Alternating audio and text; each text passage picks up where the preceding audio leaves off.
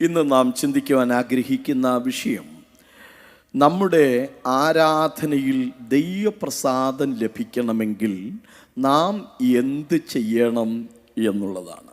കർത്താവിന് സ്തോത്രം. ലേവ്യ പുസ്തകം 22-ാം അധ്യായം 29-ാമത്തെ വാക്യം. യഹോവയ്ക്ക് സ്തോത്രയാഗം അർപ്പിക്കുമ്പോൾ അത് പ്രസാദമാകത്തക്കവണ്ണം അർപ്പിക്കണം. യഹോവയ്ക്ക് സ്തോത്രയാഗം അർപ്പിക്കുമ്പോൾ അത് അവന് പ്രസാദകരമാകത്തക്കവണ്ണം അർപ്പിക്കണം. Price the Lord. പഴയ നിയമത്തിൽ പലവിധമായ യാഗങ്ങൾ ഉണ്ടായിരുന്നു. ഹോമയാഗം, ഭോജനയാഗം, സമാധാനയാഗം, പാപയാഗം, അകൃത്യയാഗം, ഇങ്ങനെ 5 വിധ യാഗങ്ങൾ പഴയ നിയമത്തിൽ പരാമർശിക്കപ്പെട്ടിട്ടുണ്ട്. പക്ഷെ ഈ യാഗം അർപ്പിക്കുമ്പോൾ എന്തോ ഒരു ചടങ്ങ് കാട്ടിക്കൂട്ടി പോകുന്നതിനപ്പുറം ആ ചെയ്തിയിലൂടെ, ആ അർപ്പണത്തിലൂടെ നമുക്ക് ദൈവത്തിൻ്റെ പ്രസാദം ലഭിക്കണം. എല്ലാവരും കർത്താവിന് സ്തോത്രം ചെയ്താട്ടെ. പഴയ നിയമത്തിൽ ഞാൻ ഈ പറഞ്ഞ 5 യാഗങ്ങളാണ് ഉള്ളത്. പുതിയ നിയമത്തിലും ഏതാണ്ട് 5 ആത്മീയ യാഗങ്ങൾ നമുക്ക് കാണാൻ കഴിയും. 1 പത്രോസ് 2:5 നമ്മൾ വായിക്കുന്നത്, ആത്മീയ യാഗം കഴിപ്പാൻ തക്ക വിശുദ്ധ പുരോഹിത വർഗമാകേണ്ടതിന് നാം പണിയപ്പെടുകയാണ്. ആത്മീയ യാഗം. എബ്രായ ലേഖനം 13-ാം അധ്യായത്തിന്റെ 15-16 വാക്യങ്ങളിൽ സ്തോത്രം എന്ന യാഗം അർപ്പിക്കുന്നതിനെ കുറിച്ച് വായിക്കുകയാണ്. നാം അവന്റെ നാമത്തെ ഏറ്റുപറയുന്ന ആദരഫലം എന്ന സ്തോത്രയാഗം ഇടവിടാതെ അർപ്പിക്കുക. അപ്പോൾ സ്തോത്രയാഗം പുതിയ നിയമത്തിൽ പറയുന്ന ഒരു യാഗമാണ്. ഏത്? സ്തോത്രം അർപ്പിക്കുക. Price the Lord. സ്തോത്രത്തിന്റെ വില നിങ്ങൾക്കറിയാമോ? 69-ാം സങ്കീർത്തനം 30-31 വാക്യങ്ങളിൽ സ്തോത്രത്തിന്റെ വില കൊടുത്തിട്ടുണ്ട്.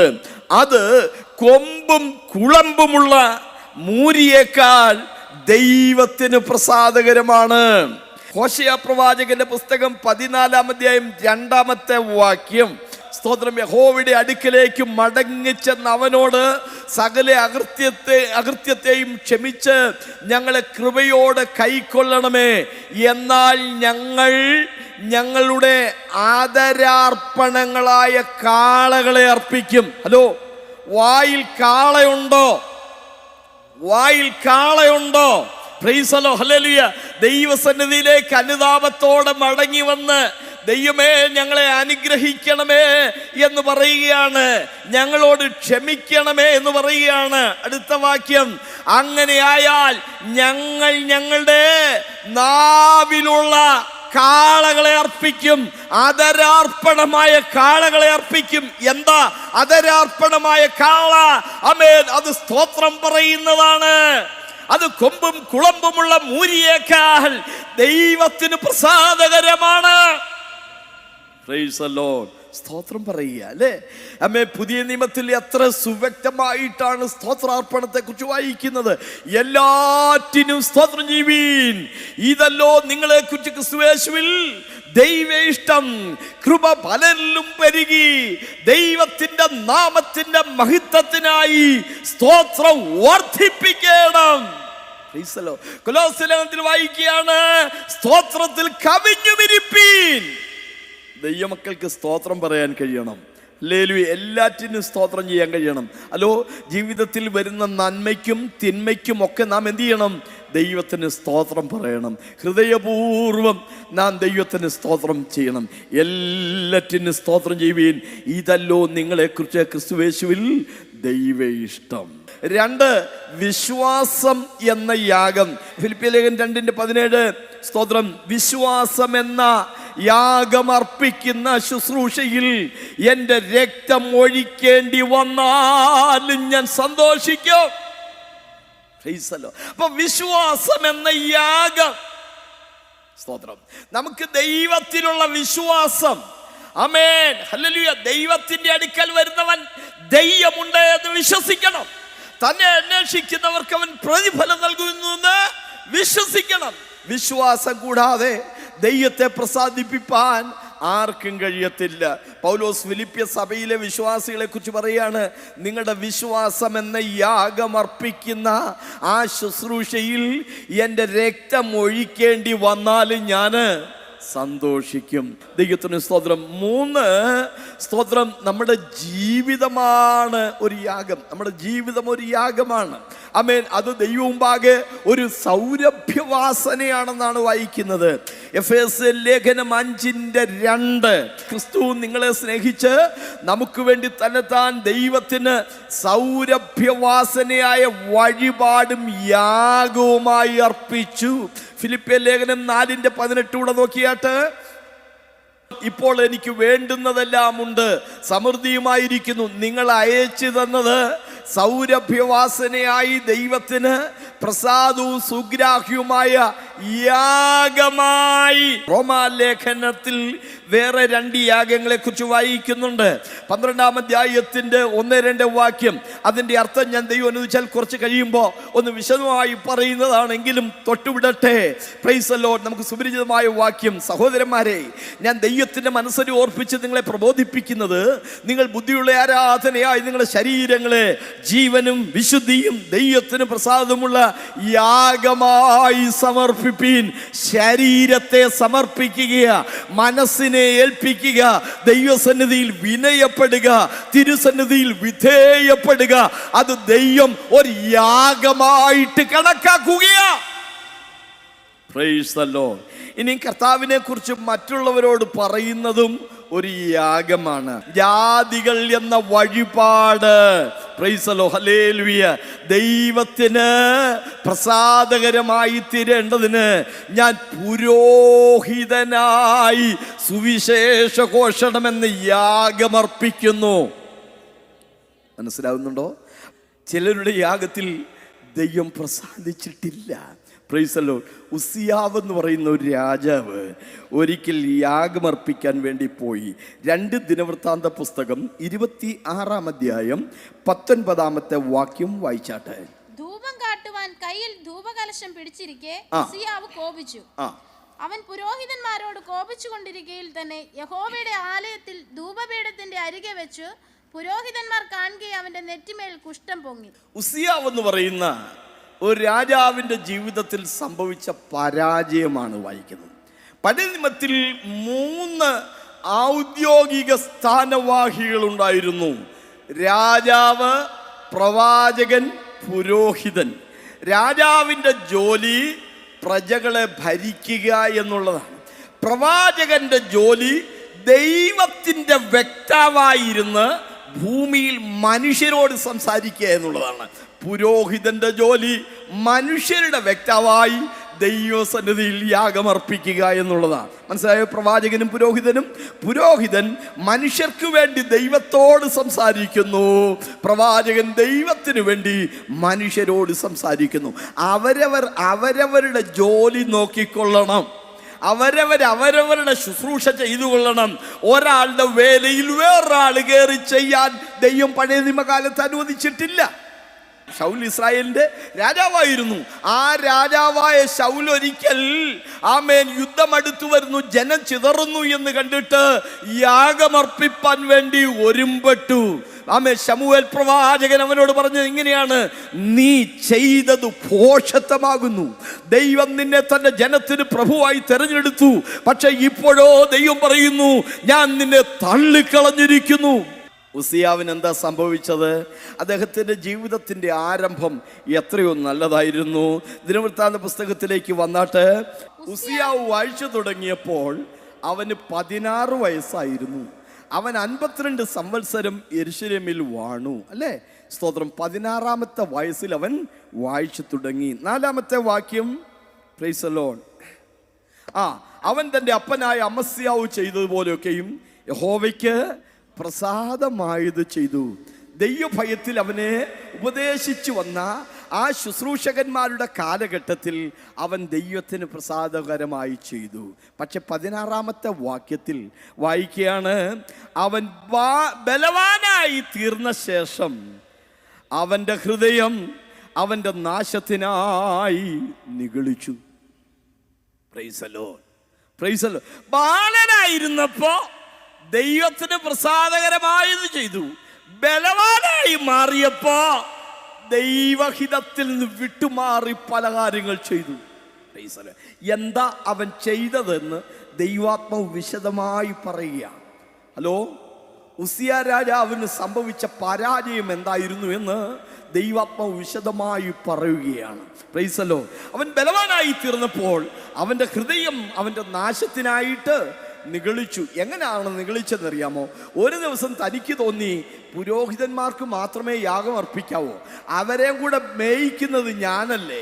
അതുകൊണ്ട് താൻ ധൈര്യപ്പെട്ട് ആലയത്തിൽ ചെന്ന് ധൂപകലശമെടുത്ത് അതിനകത്ത് ധൂപവർഗമിട്ട് ആലയത്തിനകത്തേക്ക് പോയി താൻ ഇങ്ങനെ ധൂപം കാട്ടി.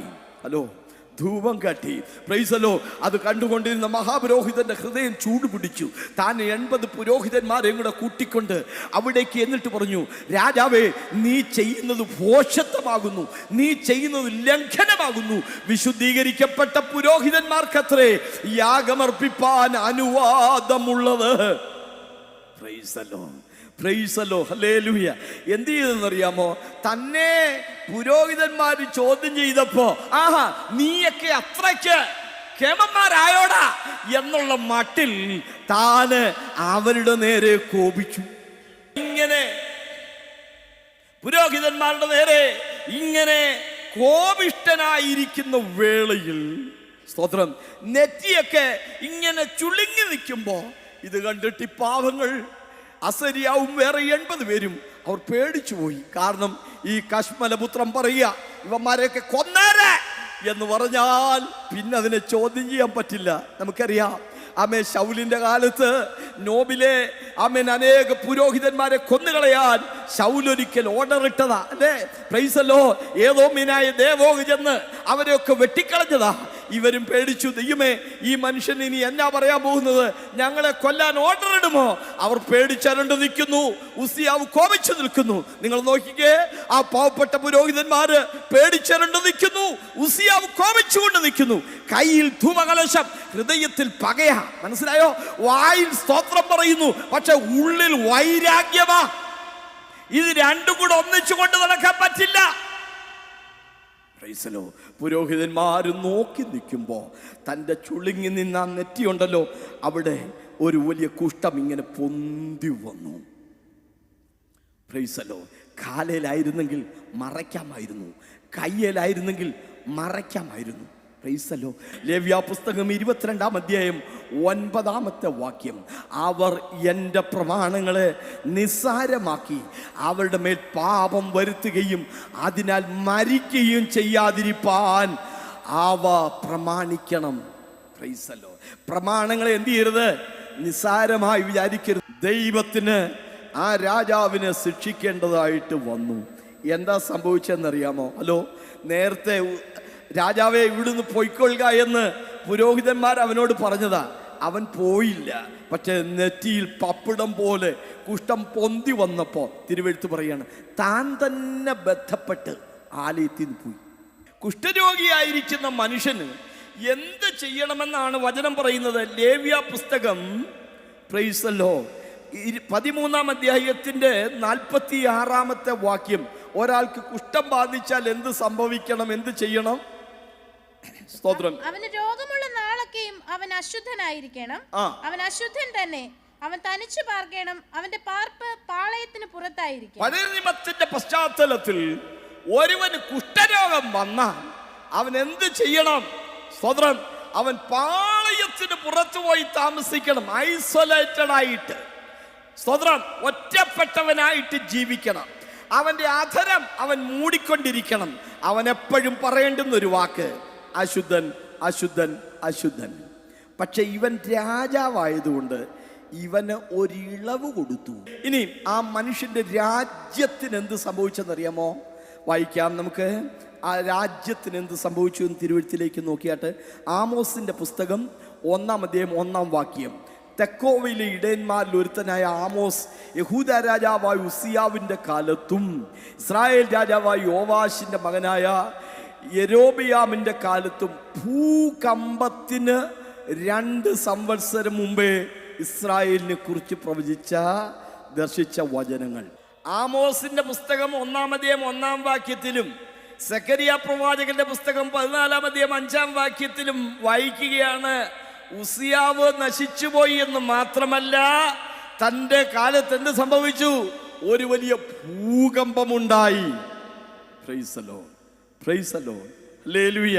സഹോദരങ്ങളെ, ഉസിയാവ് അർപ്പിച്ച ആരാധനയിൽ ദൈവത്തിൻ്റെ പ്രസാദം ലഭിച്ചില്ല. ആ ഉസിയാവിന് എന്ത് സംഭവിച്ചു എന്ന് ഞാൻ പറഞ്ഞു അല്ലേ? കുഷ്ഠരോഗിയായി താൻ തന്നെ പാളയത്തിന് പുറത്തുപോയി. അവനെ ഒരു പ്രത്യേക തുണി കൊണ്ടുള്ള ശാലയിൽ ആക്കി. അവൻ അശുദ്ധനെന്ന് പറയേണ്ടതായിരുന്നു. പക്ഷേ ഇസ്രായേലിൻ്റെ രാജാവായതുകൊണ്ട് അവന് പകരക്കാരായി ചുറ്റും, ആ തുണിയുടെ ശാലയുടെ ചുറ്റും പട്ടാളക്കാർ നിന്നിട്ട് വിളിച്ചു പറഞ്ഞു, അശുദ്ധൻ, അശുദ്ധൻ, അശുദ്ധൻ, അശുദ്ധൻ. Praise the lord. എന്നാൽ സഹോദരങ്ങളെ, അങ്ങനെ ഇരിക്കുന്ന കാലഘട്ടത്തിൽ അവൻ മരിച്ചു. അവൻ കുഷ്ഠരോഗിയല്ലോ എന്ന് പറഞ്ഞാണ് അവൻ്റെ ശവമടക്ക് നടത്തിയെന്ന തിരുവെഴുത്ത് വായിക്കുന്നത്. Praise the Lord, praise the lord. കുഷ്ഠരോഗിയല്ലോ എന്ന് പറഞ്ഞ് അവൻ്റെ ശവമടക്ക് നടത്തി. ഇനി യെശയ്യാവ് പ്രവാചകൻ ജീവിച്ചിരിക്കുന്ന കാലഘട്ടത്തിലാണ് ഇത് സംഭവിക്കുന്നത്. അദ്ദേഹം മരിച്ചു. മരിച്ച ആ വർഷം യെശയ്യാവ് മറ്റൊരു ദർശനം കണ്ടു. യെശയ്യാ പ്രവചനം 6-ാം അധ്യായത്തിന്റെ 1-ാമത്തെ വാക്യം. ഉസിയ രാജാവ് മരിച്ച ആണ്ടിൽ കർത്താവ് ഉയർന്നും പൊങ്ങിയുമുള്ള സിംഹാസനത്തിൽ ഇരിക്കുന്നത് ഞാൻ കണ്ടു. ഹലോ, ചലം പിടിച്ച, ചോറി നിറഞ്ഞ ഒരു അതിൻ്റെ അഴുക്ക് നിറഞ്ഞ കസേരയിലിരിക്കുന്ന രാജാവിനെ ആണ് ഇത്രയും കാലത്ത് കണ്ടത്. പക്ഷേ ആ രാജാക്കന്മാരുടെ മീതെ മഹാരാജാവായി ഭരിക്കുന്ന ഒരു ദൈവമുണ്ടെന്ന് ആ സംഭവത്തിലൂടെ ദൈവം തെളിയിച്ചു. ആ രാജാവ് മരിച്ചപ്പോൾ മരിക്കാത്ത ഒരു രാജാവിന്റെ ദർശനം ഉസിയാവ് കാണുകയാണ്. ഉയർന്നും പൊങ്ങിയുമുള്ള സിംഹാസനത്തിൽ. സ്തോത്രം, price the Lord, hallelujah. He is seated on the throne which was highly exalted. ഏറ്റവും ഉയർന്ന ഒരു സിംഹാസനത്തിൽ മഹോന്നതനായ ദൈവം വസിക്കുന്നു. സ്തോത്രം. ആ ദൈവത്തിന് ചുറ്റും പട്ടാളക്കാർ നിന്ന്, പഴയതുപോലെ അശുദ്ധനെന്നല്ല, സറാഫുകൾ നിന്നിട്ട്, ദൂതസഞ്ചയം നിന്നിട്ട് വിളിച്ചു പറയുകയാണ്, സൈന്യങ്ങളുടെ യഹോവ പരിശുദ്ധൻ, പരിശുദ്ധൻ, പരിശുദ്ധൻ. അത് രാവും പകലും കൂടാതെ വിളിച്ചു പറയുക. ഉസിയാവിന്റെ വസ്ത്രം മുഴുവൻ ആ രോഗത്തിന്റെ ചലം ബാധിച്ചിട്ടുണ്ട്. പക്ഷെ മഹോന്നതനായ ദൈവത്തിന്റെ വസ്ത്രം, അവിടെ വായിക്കണം, അവന്റെ വസ്ത്രത്തിന്റെ വെളുമ്പുകൾ ആലയത്തിലെ മന്ദിരത്തെ മുഴുവൻ നിറച്ചിരുന്നു. ദൈവത്തിന് വസ്ത്രമുണ്ടോ? Price the Lord. അത് മന്ദിരത്തെ മുഴുവൻ നിറയ്ക്കാൻ അത്രമാത്രം വിസ്തൃതമാണോ? തിരുവെഴുത്തിലെ വചനം ഇങ്ങനെയാണ്, സ്തോത്രം, വസ്ത്രം പോലെ പ്രകാശത്തെ ധരിക്കുന്നവൻ. ഉസിയാവിന്റെ യാഗത്തിൽ ദൈവം പ്രസാദിച്ചില്ല.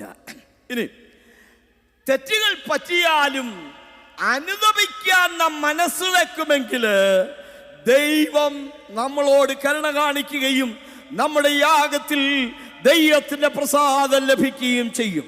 നമുക്ക് മറ്റൊരു ചിന്തയിലേക്ക് പോകാം. Price the Lord, hallelujah.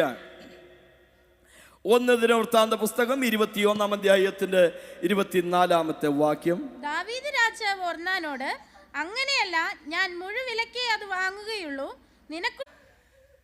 ഇവിടെ ദാവീദ് രാജാവ് ഒരു യാഗമർപ്പിക്കുകയാണ്. സ്തോത്രം, പ്രൈസ് ദി ലോർഡ്. അതിൻ്റെ പശ്ചാത്തലം മനസ്സിലാക്കിയെങ്കിൽ മാത്രമേ അതിൻ്റെ ആ അർത്ഥസമ്പുഷ്ടത നമുക്കൊക്കെ വ്യക്തമാകുകയുള്ളൂ. ഇതേ സംഭവം വേദപുസ്തകത്തിൽ 2 രേഖപ്പെടുത്തിയിട്ടുണ്ട്. 1 ദിനവൃത്താന്ത പുസ്തകം 21-ാം അധ്യായത്തിലും 2 ശമൂവേലിന്റെ പുസ്തകം 24-ാം അധ്യായത്തിലും. ദാവീദിന് ഒരിക്കൽ ഒരു തോന്നലുണ്ടായി. 2 ശമൂവേലിന്റെ പുസ്തകം 24-ാം അധ്യായത്തിൽ അവന്റെ ഹൃദയത്തിൽ തോന്നിച്ചു. എന്ത് തോന്നിച്ചു? ജനത്തെ എണ്ണുവാൻ അവന്റെ ഹൃദയത്തിൽ തോന്നിച്ചു. സ്തോത്രം. ആ തോന്നല് ആര് കൊണ്ടുവന്നതാണെന്ന് അതിൻ്റെ 21-ാം ദിനവൃത്താന്ത പുസ്തകത്തിൽ 1 ദിനവൃത്താന്തം 21 അധ്യായത്തിൽ വായിക്കുന്നുണ്ട്. Price the Lord. 1-ാമത്തെ വാക്യം.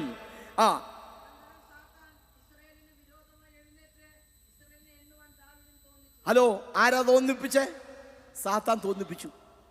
ഇത് എനിക്ക് സംഭവിക്കാം, നിങ്ങൾക്ക് സംഭവിക്കാം. ഹലോ, സാത്താൻ പലപ്പോഴും എന്ത് ചെയ്യും? നമ്മുടെ ഹൃദയത്തിലേക്ക് പലവിധമായ തോന്നലുകൾ കൊണ്ടുവിടും. ആ തോന്നലുകൾ ദൈവത്തിൽ നിന്നുള്ളതാണോ ദൈവഹിതമാണോ എന്ന് ദൈവമക്കൾ വിവേചിച്ചറിയണം.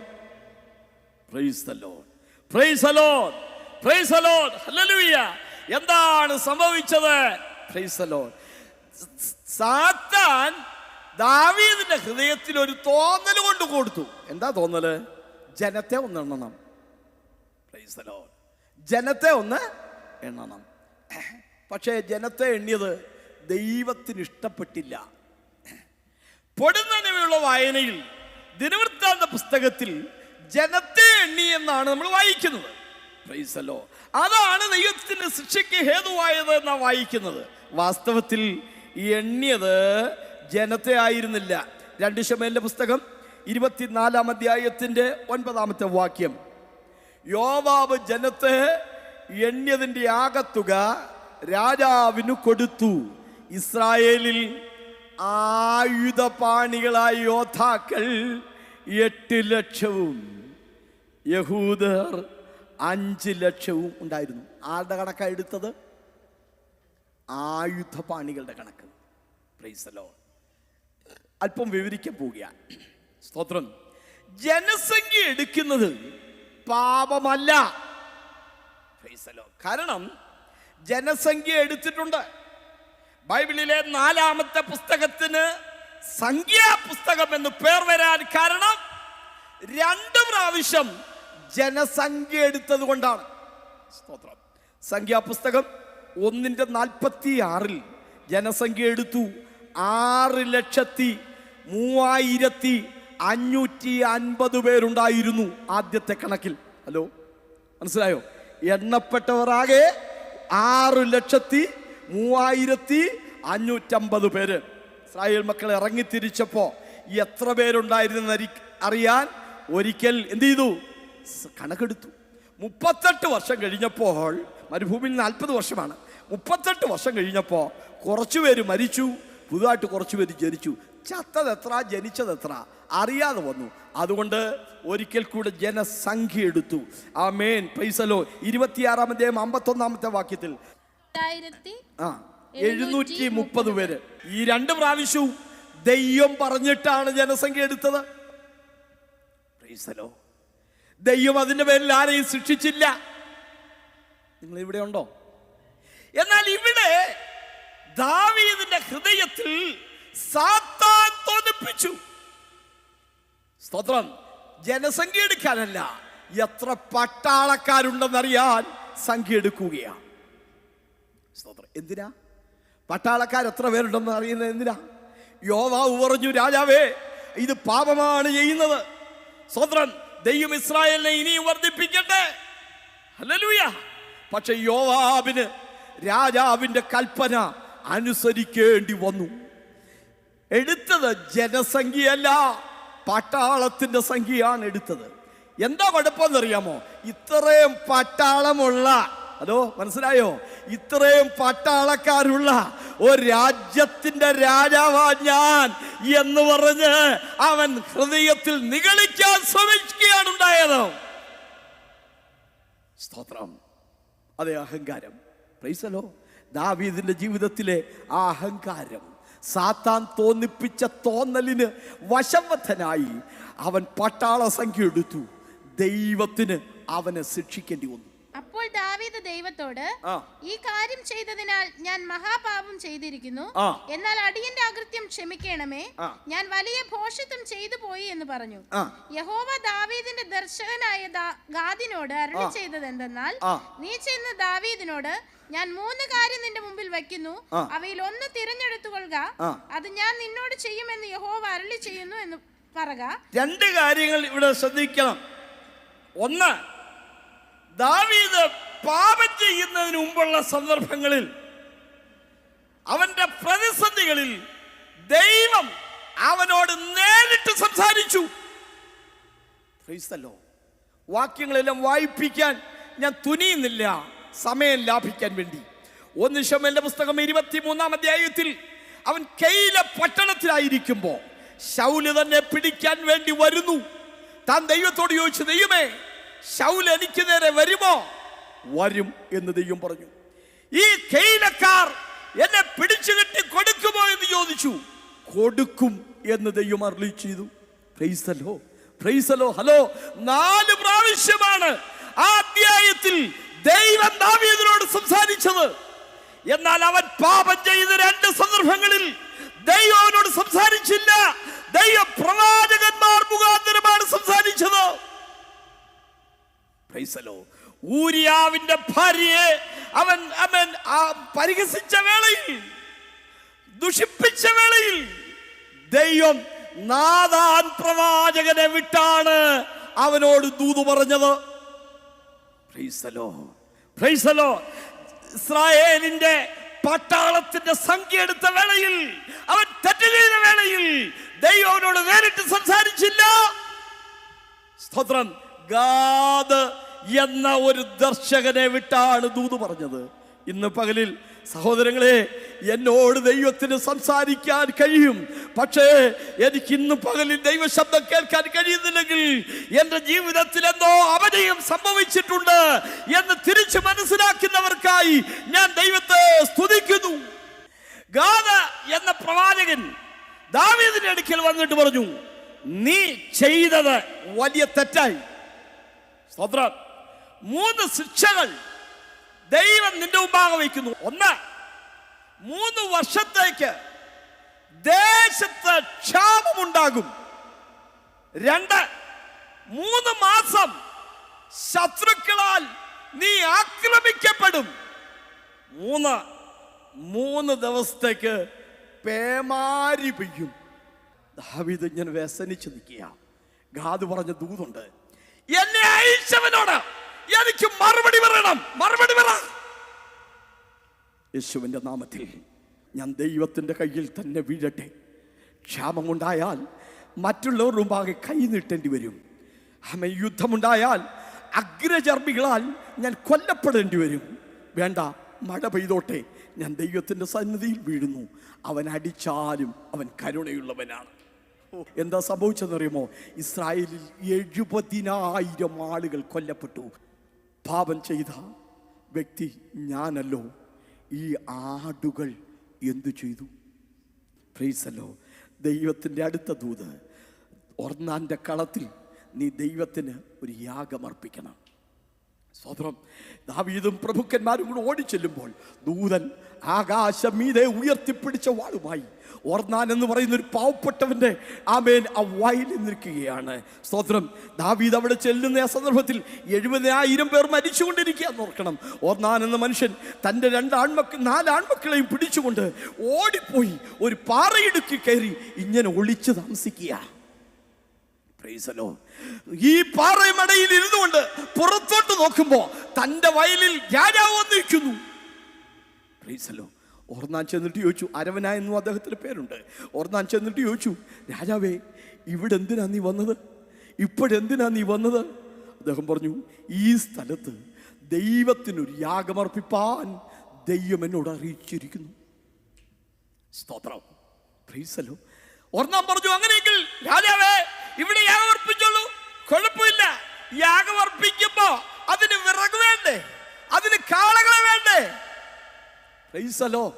അതൊക്കെ ഞാൻ ഫ്രീ ആയിട്ട് തരാം. സ്തോത്രം. നമ്മൾ അന്ന് എന്താ പറഞ്ഞെന്നറിയോ? ദൈവത്തിൻ്റെ ഒരു നടത്തിപ്പ് നോക്കിക്കേ അല്ലേ? യാഗമർപ്പിക്കാൻ കാളയും വിറകും ഒക്കെ ഫ്രീ ആയിട്ട് തരികയല്ലേ? സ്തോത്രം. ദാവീദിന്റെ മറുപടി, ഞാൻ നിന്നോട് വെറുതെ ഈ സ്ഥലം വാങ്ങത്തില്ല, മുഴുവിലക്കേ ഞാൻ വാങ്ങുകയുള്ളൂ.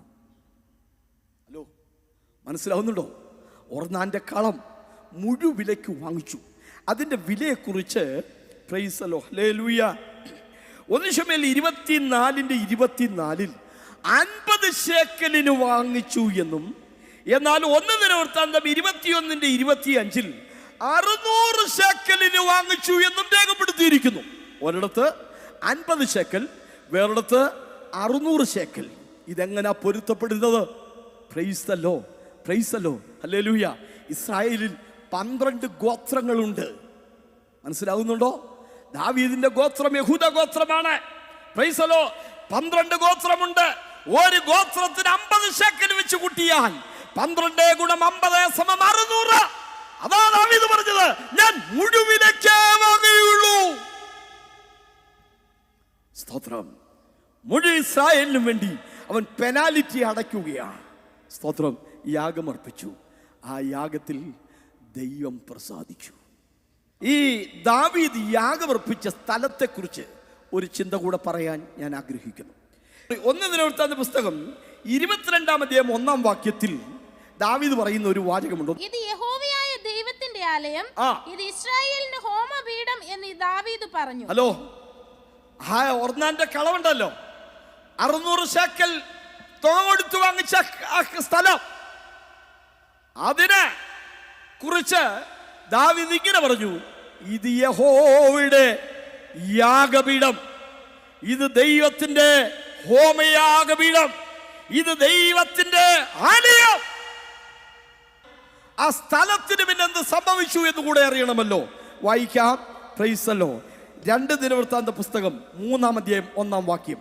അനന്തരം ശലോമോൻ യെരൂശലേമിൽ തന്റെ അപ്പനായ ദാവീദിന് യഹോവ പ്രത്യക്ഷനായ മോറിയ പർവ്വതത്തിൽ യെബൂസ്യനായ ഒർന്നാന്റെ കളത്തിൽ തന്നെ.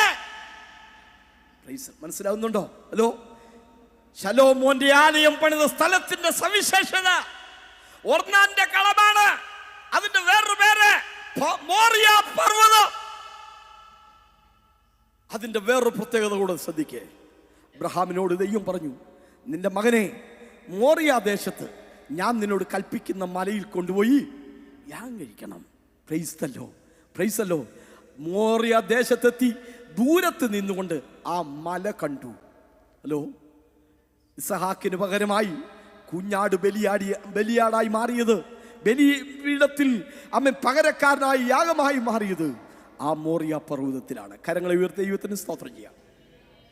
നമ്മുടെ യാഗത്തിൽ ദൈവത്തിന്റെ പ്രസാദം ലഭിക്കാൻ നാം എന്ത് ചെയ്യണം? Price the Lord. ഉൽപ്പത്തി പുസ്തകം 4:4 ഹാബേലിലും അവന്റെ വഴിപാടിലും ദൈവം പ്രസാദിച്ചു. സ്തോത്രം. കായീനിലും അവന്റെ വഴിപാടിലും ദൈവം പ്രസാദിച്ചില്ല. സ്തോത്രം. ഇതേ വേദഭാഗം എബ്രായ ലേഖനത്തിലൂടെ ഒന്ന് വായിക്കാം. എബ്രായ ലേഖനം പ്രൈസ് ദി ലോർഡ് 11-ാം അധ്യായത്തിന്റെ 4-ാമത്തെ വാക്യം കൂടെ. വിശ്വാസത്താൽ ഹാബേൽ ദൈവത്തിന് കായീന്റേതിലും ഉത്തമമായ യാഗം കഴിച്ചു, അതിനാൽ അവന് നീതിമാൻ എന്ന സാക്ഷ്യം ലഭിച്ചു. ആമേൻ. അവന് ദൈവത്തിന്റെ പ്രസാദം ലഭിച്ചു. ഉൽപ്പത്തി 4:4 എബ്രായ ലേഖനം 11:4 ഓർത്തിരിക്കാൻ പറ്റും. 4:4 11:4. Praise the lord. രണ്ടിടത്തും ഹാബേൽ അർപ്പിച്ച യാഗത്തിൽ ദൈവത്തിന്റെ പ്രസാദമുണ്ടായി എന്നാണ് നമ്മൾ വായിക്കുന്നത്. Praise the lord. കായീൻ കൃഷിക്കാരനായിരുന്നു, ഹാബേൽ ആട്ടിടയനായിരുന്നു.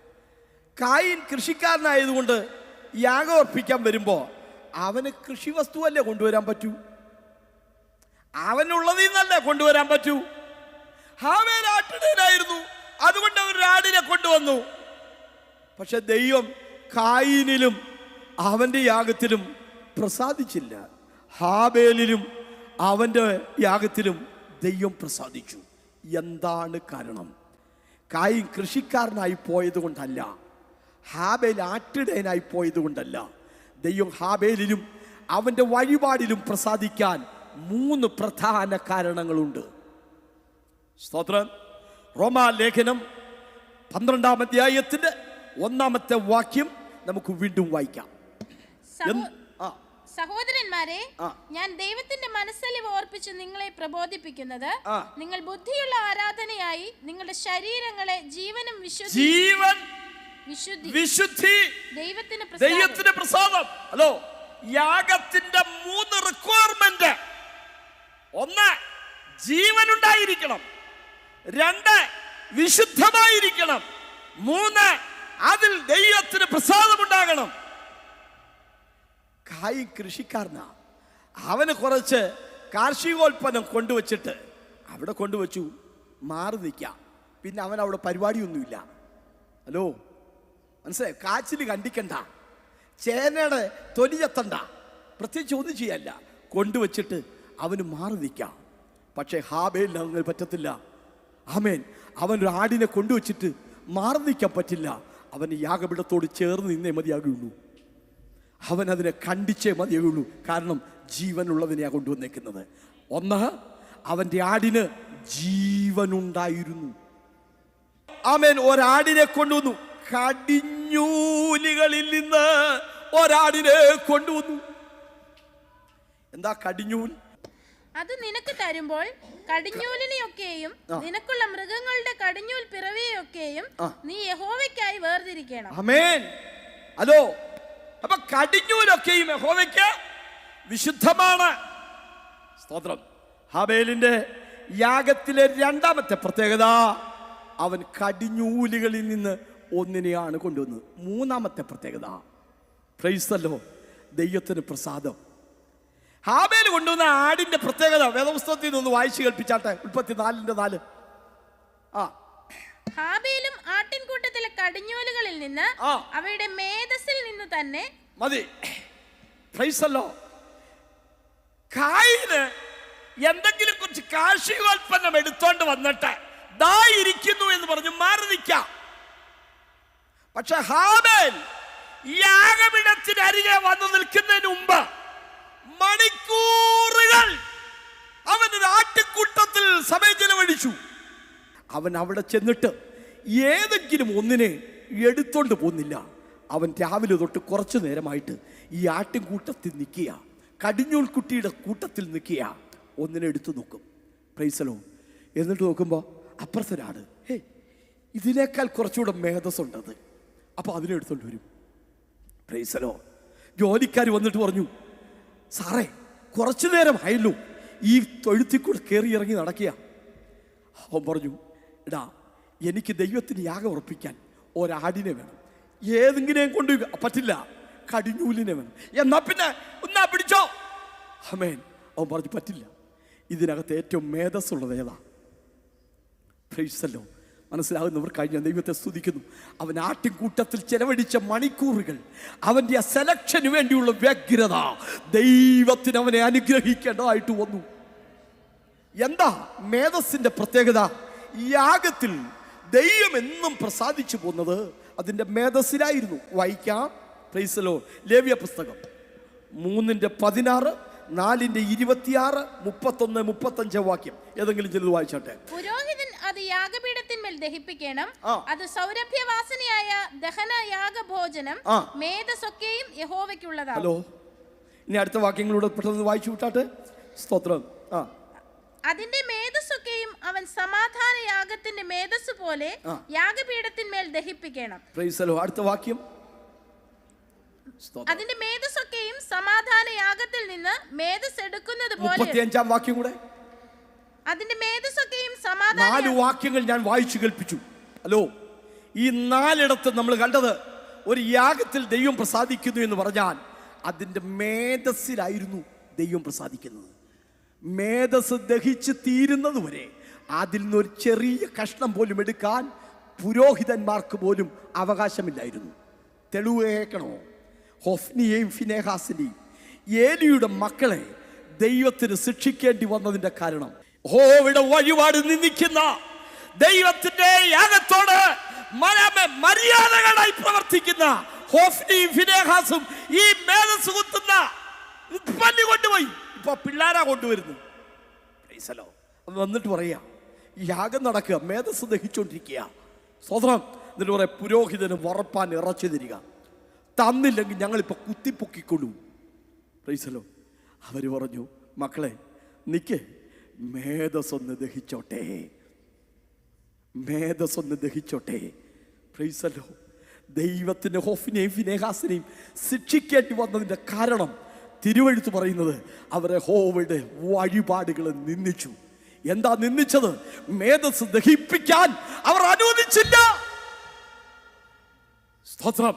ഹാബേലിന്റെ യാഗപീഠത്തിൽ റോമാലേഖനം 12-ാം അധ്യായത്തിൽ 2 ക്രിയാപദങ്ങൾ അല്ലെങ്കിൽ 2 ഉപദേശങ്ങൾ നമുക്ക് വായിക്കാൻ കഴിയും. ഒന്ന്, ശരീരങ്ങളെ യാഗമായി സമർപ്പിപ്പീൻ. അടുത്ത പദം മനസ്സിനെ കുറിച്ചാ. ഈ ലോകത്തിന് അനുരൂപമാകാതെ നന്മയും പൂർണ്ണതയും പ്രസാദമുള്ള ദൈവഹിതമെന്ന് തിരിച്ചറിയേണ്ടതിന് മനസ്സ് പുതുക്കി രൂപാന്തരപ്പെടുവീൻ. 1, സമർപ്പിപ്പീൻ. 2, രൂപാന്തരപ്പെടുവീൻ. സമർപ്പിക്കുന്നത് ശരീരം, രൂപാന്തരപ്പെടേണ്ടത് മനസ്സ്. യാഗത്തോട് ചേർന്ന് തന്നെ ഞാനൊന്ന് പറയാൻ പോകുകയാണ്. ഒരുവൻ ഒരു അകൃത്യം ചെയ്തു. അവന് ഒത്തിരി കന്നുകാലിയുണ്ട്. ഒരു ദിവസം രാവിലെ വീട്ടിലെ വേലക്കാരനെ വിളിച്ചു പറഞ്ഞു, "ഡാ, ബാക്കിയുള്ള കന്നുകാലിയെ മുഴുവൻ കാട്ടിക്കൊണ്ടുവയ്ക്കൂ. ആ 1 വയസ്സ് പ്രായമുള്ള ചുമന്ന കാളക്കിടാവിനെ അവിടെ കെട്ടിയിട്ടേരെ കൊണ്ടുപോകണ്ട. അതിനെ എൻ്റെ അകൃത്യത്തിന് വേണ്ടി യാഗമാകാൻ ഞാൻ സമർപ്പിച്ചതാ." സ്തോത്രം. ബാക്കി കന്നുകാലിയെല്ലാം കാട്ടിലേക്ക് കൊണ്ടുപോയി. ആ വീട്ടിലൂടെ ഒരു അല്പം കഴിഞ്ഞപ്പോൾ ഇറങ്ങി വന്നു. ആ 1 വയസ്സ് പ്രായമുള്ള ചുമന്ന പശുക്കിടാവുണ്ടല്ലോ, അതിനെ അടിച്ച് കിണറ്റിൻകരയിൽ കൊണ്ടുവന്ന് കെട്ടി അതിനെ വെടിപ്പുള്ളതാക്കി ഒരു പുതിയ കയറിട്ടു. അതിനെ മാറ്റി കെട്ടി യാഗമാകാൻ സമർപ്പിച്ചു. പ്രൈസല്ലോ, പ്രൈസല്ലോ. ഹലോ. അതിനുശേഷം താൻ പോയി കുളിച്ചൊരുങ്ങി വന്നിട്ട് ഈ കയറും അഴിച്ച് ഈ കാളയുമായിട്ട് നേരെ ദേവാലയത്തിലേക്ക് പോയി. പുരോഹിതന്റെ അടുക്കിലേക്ക് ഈ കയറ് കൈമാറി യാഗമാകാൻ സമർപ്പിച്ചു. പുരോഹിതൻ അതിനെ കൊണ്ടുപോയി യാഗപീഠത്തിനരികെ ഒരു കുറ്റിയേൽ കെട്ടിയിട്ടു. യാഗമാകാൻ സമർപ്പിച്ചു. സമർപ്പണം 4 വട്ടം നടന്നു. പക്ഷെ രൂപാന്തരം നടന്നിട്ടില്ല. രൂപാന്തരം നടന്നിട്ടില്ല. രൂപാന്തരമില്ലാത്ത കാള ഇത് വിശുദ്ധ സ്ഥലമാണെന്നുള്ള ബോധ്യമില്ലാതെ അത് മുഴുവൻ ചാണകം കൊണ്ടും മൂത്രം കൊണ്ടും അശുദ്ധമാക്കുകയാണ്. പല പാവങ്ങളെയും അത് കൊമ്പ് കാണിക്കുകയാണ്. അത് മുക്ര ശബ്ദം കേൾപ്പിച്ച് പേടിപ്പിക്കുക. എന്താ കാര്യമെന്ന് അറിയുമോ? സമർപ്പണമേ നടന്നിട്ടുള്ളൂ, ആന്തരികമായ രൂപാന്തരം നടന്നിട്ടില്ല. പ്രൈസല്ലോ. അല്പം കഴിഞ്ഞപ്പോൾ പുരോഹിതൻ കത്തിയുമായി വന്ന് അതിൻ്റെ കഴുത്ത് കണ്ടിച്ചു. പ്രൈസല്ലോ. അതിൻ്റെ തോല് കീറി. ആമേൻ. അതിനെ ഭാഗം ഭാഗമായി എടുത്തു. അകത്തുള്ള ചാണകത്തിൻ്റെ പണ്ടം മുഴുവൻ പുറത്തേക്ക് കളഞ്ഞു. രൂപാന്തരം സംഭവിക്കുന്നു. രൂപാന്തരം സംഭവിക്കുന്നു. കഷ്ണം കഷ്ണമായി എടുത്ത് കഴുകി വെടുപ്പാക്കി വെച്ച് യാഗപീഠത്തിന് മീതെ കൊണ്ടുവയ്ക്കുന്നു. അതവിടെ ഇരുന്ന് കത്തി. രൂപാന്തരം സംഭവിക്കുന്നു. രൂപാന്തരം സംഭവിക്കുന്നു. രൂപാന്തരം സംഭവിക്കുന്നതിനിടയിൽ ചില എല്ലുകൾ അതിനകത്ത് ഒതുങ്ങിയിരിക്കാൻ ഒരുമ്പെടാതെ ഉരുണ്ട് പെരണ്ട് താഴെ വീഴും. താഴെ വീഴുമ്പോൾ മുപ്പല്ലി വെച്ച് അതിനെ കുത്തിയെടുത്ത് പിന്നെ ഈ യാഗപീഠത്തിന്മേൽ വെച്ച് അതിനെ ദഹിക്കാൻ അനുവദിക്കും. രൂപാന്തരം. ഇന്ന് പകലിൽ നമുക്കൊക്കെ സമർപ്പണമുണ്ട്. യോഗത്തിന് വരുമ്പോൾ തൊട്ട് തീരുന്നവരെ പാസ്റ്റർ പ്രസംഗിക്കും. എല്ലാവരും ഒന്ന് സമർപ്പിച്ച് പ്രാർത്ഥിച്ചാട്ടെ, എല്ലാവരും ഒന്ന് സമർപ്പിച്ചാട്ടെ, എല്ലാവരും ഒന്ന് സമർപ്പിച്ചാട്ടെ. സമർപ്പണം നിരവധി പ്രാവശ്യം നടക്കുമെങ്കിലും രൂപാന്തരം നടക്കുന്നില്ല. ഇന്ന് പകലിൽ പുറമേ ഉള്ളൊരു സമർപ്പണമല്ല നമുക്ക് ആവശ്യം, ആന്തരികമായ രൂപാന്തരം നമുക്ക് ആവശ്യമുണ്ട്. കർത്താവേ, ഞങ്ങളുടെ ഹൃദയത്തിന്റെ അന്തരേന്ദ്രങ്ങൾ കർത്താവേ ഒരു രൂപാന്തരം പ്രാപിച്ച് കർത്താവിന് വേണ്ടി ദൈവദയം പ്രയോജനപ്പെടുവാൻ ഓരോരുത്തരെയും സഹായിക്കുമാറാകണം പ്രാർത്ഥിക്കുന്നപ്പ. മനുഷ്യ വാക്കുകൾക്കതീതമായി സ്വർഗീയ സാന്നിധ്യം കർത്താവെ ഞങ്ങളോട് കാലം സംസാരിച്ചുകൊണ്ടിരുന്ന നല്ല വിധങ്ങൾക്കായി ഞങ്ങൾ നിന്നെ സ്തുതിക്കുന്നപ്പ, സ്തോത്രം ചെയ്യുന്നപ്പ. ദൈവങ്ങളുടെ ആഴം മനസ്സിലാക്കി കർത്താവിന്റെ നാമത്തിന്റെ മഹത്വത്തിന്റെ വ്യാപ്തിക്ക് വേണ്ടി അധികം പ്രയോജനപ്പെടുവാൻ ഞങ്ങൾ ഓരോരുത്തരെയും സഹായിക്കുമാറാകണമെന്ന് പ്രാർത്ഥിക്കുന്നു. നിന്റെ ദാസനെ അധികമായി ബലപ്പെടുത്തുകയും ശക്തീകരിക്കുകയും കർത്താവിന് വേണ്ടി അധികം പ്രയോജനപ്പെടുവാൻ സഹായിക്കണം. ദേശങ്ങളിൽ, രാജ്യങ്ങളിൽ കർത്താവെ നിന്റെ വചനം കർത്താവെ ശ്രദ്ധിക്കുന്ന ഞങ്ങളുടെ പ്രിയപ്പെട്ടവരെല്ലാം അങ്ങയുടെ കരങ്ങളിലേക്ക് ഏൽപ്പിച്ചു പ്രാർത്ഥിക്കുന്നപ്പ. അവരുടെ ഹൃദയത്തിന്റെ അന്തരേന്ദ്രങ്ങൾ കർത്താവെ ഇതൊരു രൂപാന്തരമായി പ്രാപിപ്പാൻ കർത്താവെ ആത്മാവിലും സത്യത്തിലും കർത്താവിന് വേണ്ടി അധികം പ്രയോജനപ്പെടുവാൻ അതിനുപരിയായി കർത്താവെ അനേകരെ കർത്താവിന് വേണ്ടി ആദായപ്പെടുത്തുവാൻ കർത്താവെ ഈ വചനം കേൾക്കുന്ന ഓരോരുത്തരെയും അടിയങ്ങളെയും കർത്താവെ നീ സഹായിക്കുമാറാകണമെന്ന് പ്രാർത്ഥിക്കുന്നു. ഇപ്പോൾ കാലം ഞങ്ങളെ മുറ്റുമായി അങ്ങയുടെ സന്നിധിയിലേക്ക് ഏൽപ്പിച്ച് പ്രാർത്ഥിക്കുന്നു. കൃപയിൽ ഞങ്ങളെല്ലാം മറയ്ക്കണം, മാനവും മഹത്വവും എടുക്കണം കർത്താവെ. അതിനുവേണ്ടി അങ്ങയുടെ വരവെങ്കിൽ കർത്താവെ ആരും നഷ്ടപ്പെട്ടു പോകാതെ ചേർന്ന് നിന്നെ മഹത്വപ്പെടുത്തി അങ്ങയുടെ സന്നിധിയിൽ കാണപ്പെടുവാൻ ഞങ്ങളെ യോഗ്യരാക്കണമേ എന്ന് പ്രാർത്ഥിക്കുന്നു. കൃപയിൽ നിറയ്ക്കണം. മാനവും മോത്തോടുക്കണ യേശുവിൻ നാമത്തിൽ തന്നെ. കർത്താവിന്റെ മഹത്വം. സന്ദേശങ്ങൾ തുടർച്ചയായി ലഭിക്കേണ്ടതിന് ഞങ്ങളുടെ യൂട്യൂബ് ചാനൽ സബ്സ്ക്രൈബ് ചെയ്താലും. വിളിക്കേണ്ട നമ്പർ 7736112475 8086991167.